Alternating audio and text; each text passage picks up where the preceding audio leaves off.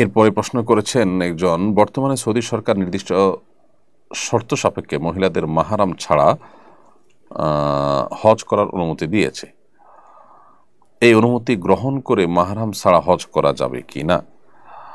দেখুন, প্রথম কথা হলো যে মাহরাম ছাড়া মেয়েরা হজে যাবেন না, এ ব্যাপারে পরিষ্কার হাদিস রয়েছে। নবী করিম সাল্লাল্লাহু আলাইহি ওয়াসাল্লাম বলেছেন, লা তুসাফিরুল মারআতু ইল্লা মা যি মাহরিম, কোন নারী সফর করবেন না মাহরাম ছাড়া। এটা হলো যখন কারোর হজ করতে হলে সফরের দূরত্ব ক্রস করে যেতে হয়।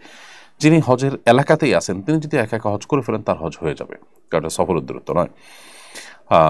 আর যারা সফরের দূরত্ব থেকে আসবেন তারা মাহরাম সাথে নিয়ে আসবেন, এটাই হলো সংখ্যাগরিষ্ঠ ইমামদের ফতোয়া। যদিও এক্ষেত্রে কোনো কোনো আলেমের ভিন্ন মত রয়েছে।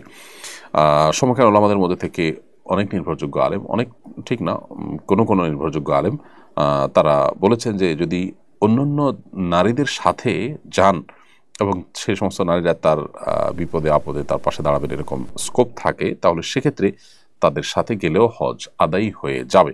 তো এরকম শক্তিশালী মতো কিন্তু রয়েছে।